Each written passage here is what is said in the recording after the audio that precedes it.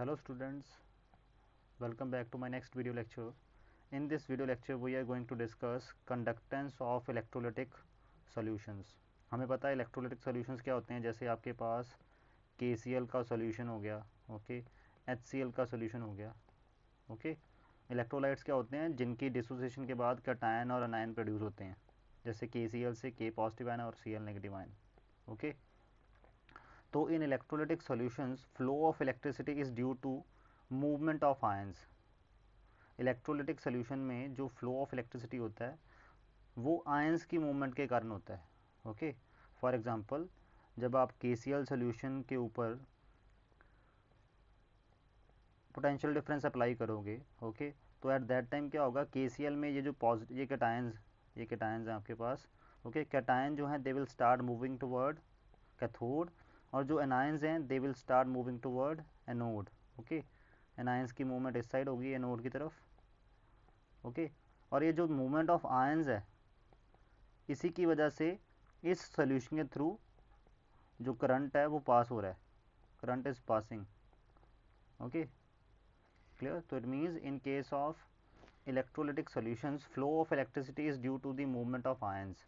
Hence electrolytic conduction is also called as the ionic conductance, okay. तो जो electrolytic conductance है उसको ionic conductance भी बोला जाता है, क्योंकि आयंस की मूवमेंट के कारण ही होती है.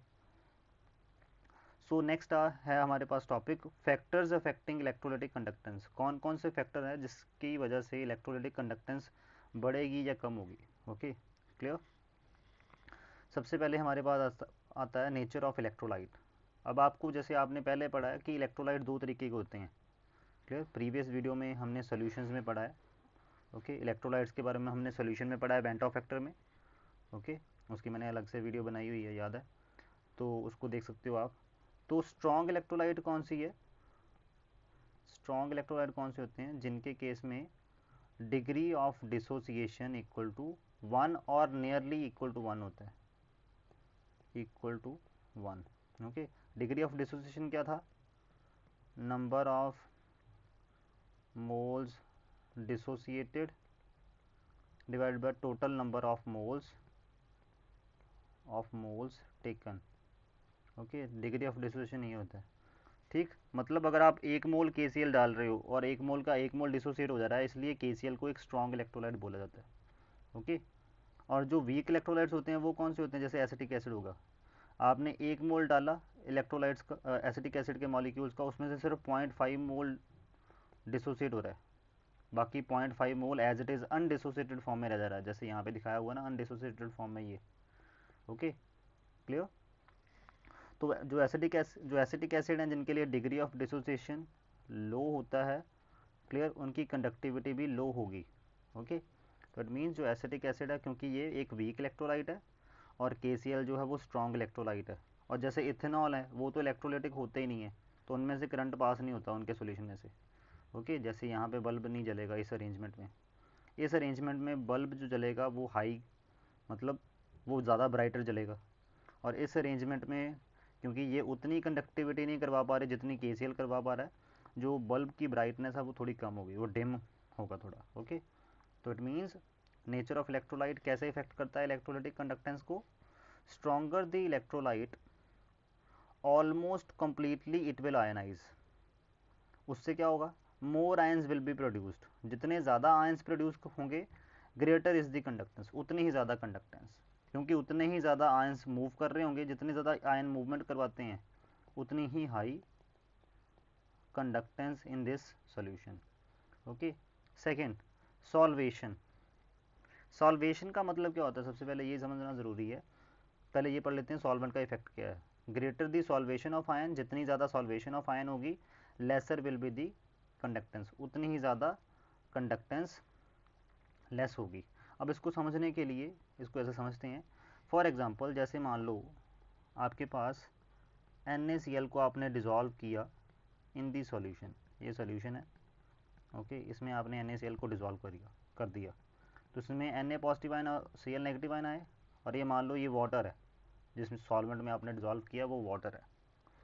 तो होता क्या है, Na पॉजिटिव आयन के अराउंड वाटर के मॉलिक्यूल, क्योंकि water is a polar molecule, partial negative oxygen पे, पार्शियल पॉजिटिव हाइड्रोजन के ऊपर। तो कुछ वाटर के मॉलिक्यूल सोडियम आयन के अराउंड ऐसे ही अपने आप को ओरिएंटेट कर लेंगे लाइक दिस, ओके। और इनके बीच में ये बॉन्ड एस्टेब्लिश हो जाता है ये वाला, क्योंकि ऑपोजिट, ये पॉजिटिव है ये नेगेटिव है, वाटर का जो ऑक्सीजन है उसके ऊपर पार्शियल नेगेटिव है, तो इनके बीच में अब ये ये बॉन्ड एस्टेब्लिश हो गए, ओके। Na पॉजिटिव के अराउंड कुछ वाटर के मॉलिक्यूल ऐसे इकट्ठा हो गए और वो उसके साथ बाउंड कर गए। अब Na positive ion individually exist नहीं करेगा इनसाइड द सॉल्यूशन, ये वाटर के मॉलिक्यूल उसके साथ ही रहेंगे। तो मतलब ये पूरा एक एज अ आइडेंटिटी बिहेव करेगा, बिहेव लाइक आइडेंटिटी, ठीक है। तो मतलब अब Na पॉजिटिव आयन अगर मूव करेगा, मान लो यहाँ पे नेगेटिव है तो ये इस साइड जाने की कोशिश करेगा, क्लियर। तो Na पॉजिटिव आयन अकेला मूव नहीं करेगा, उसके साथ जितने वाटर के मॉलिक्यूल जैसे यहाँ पे जो एसोसिएट हो चुके हैं लाइक दिस, ये वाटर के मॉलिक्यूल एसोसिएटेड, ये मतलब पूरा कॉम्प्लेक्स जो बन चुका है ये मूव करेगा उधर नेगेटिव की तरफ, क्लियर क्लियर। और ये जो बॉन्ड बनना कैटायन और ये वाटर के मॉलिक्यूल का बॉन्ड बनना, सिमिलरली Cl नेगेटिव आयन के साथ भी ऐसा ही होगा। Cl नेगेटिव आयन के साथ क्या क्या होगा, वाटर के मॉलिक्यूल अपने आप को ऐसे भी ओरिएंटेट कर सकते हैं ना, हाइड्रोजन के ऊपर पार्शियल पॉजिटिव होता है, ऑक्सीजन के ऊपर negative like this, partial positive ये पार्शियल नेगेटिव।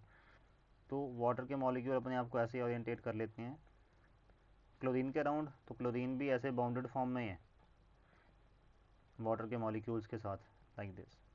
तो क्लोरीन भी जब अपने पॉजिटिव की तरफ मूव करेगा तो अकेला नहीं मूव कर सकता, ये वाटर के मॉलिक्यूल अब एक तरह से उसके साथ जुड़ गए हैं, तो ये पूरा कलेक्टिवली मूव करेगा। और ये जो बॉन्ड बनना सॉल्वेंट के साथ, जो कैटायन और अनायन सॉल्यूशन में आएंगे उनका सॉल्वेंट के साथ बॉन्ड बनना, इसको बोलते हैं सॉल्वेशन, ठीक है। और सॉल्वेशन जितनी ज़्यादा हाई होगी उतना ही स्ट्रॉन्ग ये बॉन्ड होगा, स्ट्रॉन्ग बॉन्ड, ठीक है।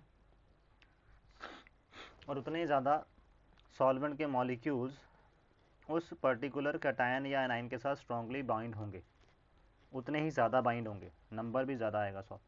तो जितनी बड़ी ये आपके पास आइडेंटिटी बनती जाएगी, जैसे मान लो अगर ये Na पॉजिटिव आयन होता, जैसे मान लो इस सोल्यूशन में Na पॉजिटिव, तो वो इतना छोटा सा होता, बट सॉल्वेशन के बाद जो उसके साथ वाटर के मॉलिक्यूल अटैच हो गए हैं लाइक दिस, तो अब ये पूरी आइडेंटिटी मूव कर रही है नेगेटिव की तरफ, ठीक है। तो इसका साइज़ बड़ा हो गया, पहले उसका साइज़ छोटा सा था इतना, ये था उसका साइज़ पहले, ठीक।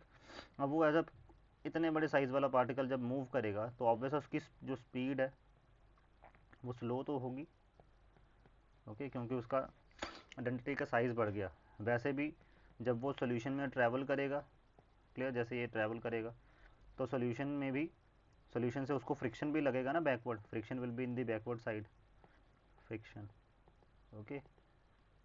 तो उसकी वजह से क्या होगा, जितनी ज़्यादा सॉल्वेशन होगी उतनी ही ये आइडेंटिटी साइज़ में बढ़ती जाएगी, और जितना ज़्यादा साइज़ इंक्रीज़ होता है उतनी ज़्यादा फ्रिक्शन लगेगी बैकवर्ड साइड, और उतनी ही स्पीड स्लो होती जाएगी। जितनी स्पीड स्लो होगी it means less will be the conductance, ठीक है। मतलब कंडक्टेंस के सीधे साधे दो फैक्टर हैं, अगर ब्रॉडली बोलना हो आपको। कंडक्टेंस को कौन कौन से फैक्टर इफेक्ट कर सकते हैं, speed of ion and number of ions. जितने ज़्यादा नंबर ऑफ आयंस होंगे, ठीक है, उतनी ज़्यादा कंडक्टेंस, जितनी ज़्यादा आयंस की स्पीड होगी उतनी ही ज़्यादा कंडक्टेंस। तो जितने भी ये फैक्टर हम पढ़ रहे हैं ये सारे वैसे इन्हीं दो फैक्टर्स पे डिपेंड करते हैं। तो सॉल्वेशन मतलब greater the solvation of ion laser will be the conductance.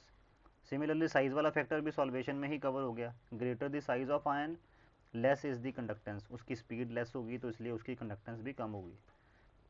Fourth point, nature of solvent. Solvent का नेचर कैसा है, जैसे सॉल्वेंट जो जैसे इलेक्ट्रोलाइट्स होते हैं, इलेक्ट्रोलाइट्स क्या होते हैं, आयनिक और पोलर सॉलिड्स, यही इलेक्ट्रोलाइट्स होते हैं। इनकी डिसोसिएशन होती है कैटायन और अनायन में, जब इनको डिसॉल्व किया जाता है उन्हीं को इलेक्ट्रोलाइट्स बोलते हैं ना। तो इलेक्ट्रोलाइट जो हैं वो आयनाइज करते हैं इन दी पोलर सॉल्वेंट, नॉन पोलर में तो वो आयनाइज होते ही नहीं है, ठीक है। तो इट मीन्स अगर आपके पास पोलर सॉल्वेंट होगा तभी इलेक्ट्रोलाइट आयंस प्रोड्यूस करेगा, और आयंस प्रोड्यूस करेगा तभी कंडक्टिविटी करवा पाएगा, अदरवाइज तो कंडक्टिविटी करवा ही नहीं पाएगा। तो nature of solvent is also the important factor. Okay, तो इट मीन्स इलेक्ट्रोलाइट्स पहली बात तो पोलर सॉल्वेंट में ही आयनाइज होते हैं, दूसरी बात पोलर सॉल्वेंट भी कई तरह के होते हैं, ठीक है, डिपेंडिंग अपॉन उनका डाइलेक्ट्रिक कांस्टेंट। हर सॉल्वेंट का एक डाइलेक्ट्रिक कांस्टेंट होता है जो डिफाइन करता है कि वो इलेक्ट्रोलाइट को कितना आयोनाइज करने में हेल्प करेगा। जितना ज़्यादा ग्रेटर द डाइलेक्ट्रिक कांस्टेंट,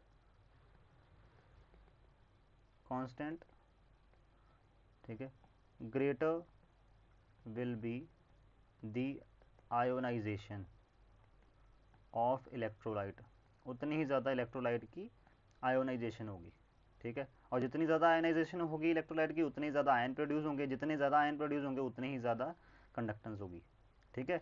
तो इट मीन्स इलेक्ट्रोलाइट आयनाइज करेगा पोलर सॉल्वेंट में, और पोलर सॉल्वेंट भी जो हाई डाइलेक्ट्रिक कांस्टेंट वाला है वो उतना ही अच्छा है, क्योंकि उतना ही ज़्यादा जो आयोनाइज इलेक्ट्रोलाइट की आयोनाइजेशन है वो हाई होगी। ओके, तो आपको कौन सा सॉल्वेंट चूज़ करना होता है इलेक्ट्रोलाइट्स के केस में, जब भी आप उनकी कंडक्टिविटी को नोट करना चाहते हो या आप उनकी कंडक्टेंस को बढ़ाना चाहते हो, ऐसा सॉल्वेंट जिनका जो पोलर हो और जिसका डाइलेक्ट्रिक कांस्टेंट हाई हो।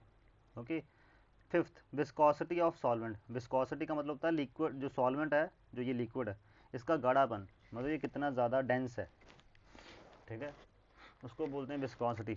तो जितनी ज़्यादा विस्कोसिटी होती है, जैसे हनी की विस्कोसिटी वाटर से ज़्यादा होती है, हनी शायद देखा है आपने, honey is more viscous than water. Okay, clear. तो greater the viscosity of solvent, उतना ही ज़्यादा आयंस को सोल्यूशन में ट्रैवल करने में प्रॉब्लम आएगी, क्योंकि उनको फ्रिक्शन ज़्यादा लगेगी। लेस इज़ दी कंडक्टेंस, उतनी ज़्यादा कंडक्टेंस कम हो जाएगी। ओके, क्योंकि विस्कोसिटी सीधा इफेक्ट कर रही है आयंस की स्पीड को, स्पीड कम होगी तो ऑटोमेटिकली कंडक्टेंस कम हो जाएगी, ठीक है। क्योंकि वैसे अगर देखा जाए करंट क्या होता है, मेनली यही बात कर रहे हैं ना, current, what is the meaning of current, charge flow by time taken. Charge by time होता है ना, कि कितना चार्ज फ्लो हो गया और कितना टाइम लगा। तो अगर स्पीड कम हो जाएगी तो टाइम ज़्यादा लेगा ना वो ट्रैवल करने में, उतना ही डिस्टेंस ट्रैवल करने में टाइम ज़्यादा लेगा। जितना ज़्यादा टाइम ज़्यादा लेगा उतनी ही कंडक्टेंस कम होती जाएगी।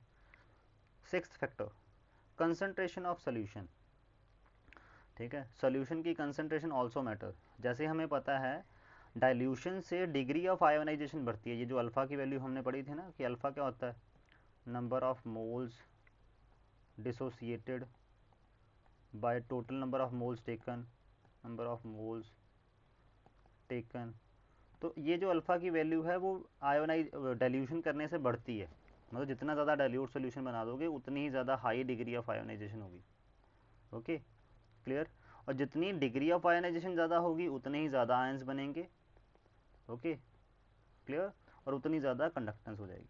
मीन्स अगर मान लो ये आपने ये लिक्विड रखा था, इसमें कंडक्टिविटी नोट करवा रहे थे, ठीक, क्लियर। तो मान लो शुरू में कंडक्टेंस की वैल्यू कुछ आई है, मान लो 10 आई है, बाद में आपने इसमें वाटर डाल के इसको डाइल्यूट बना दिया इसी सोल्यूशन को, ठीक है, उस टाइम कंडक्टेंस की वैल्यू आएगी 15, बढ़ जाएगी।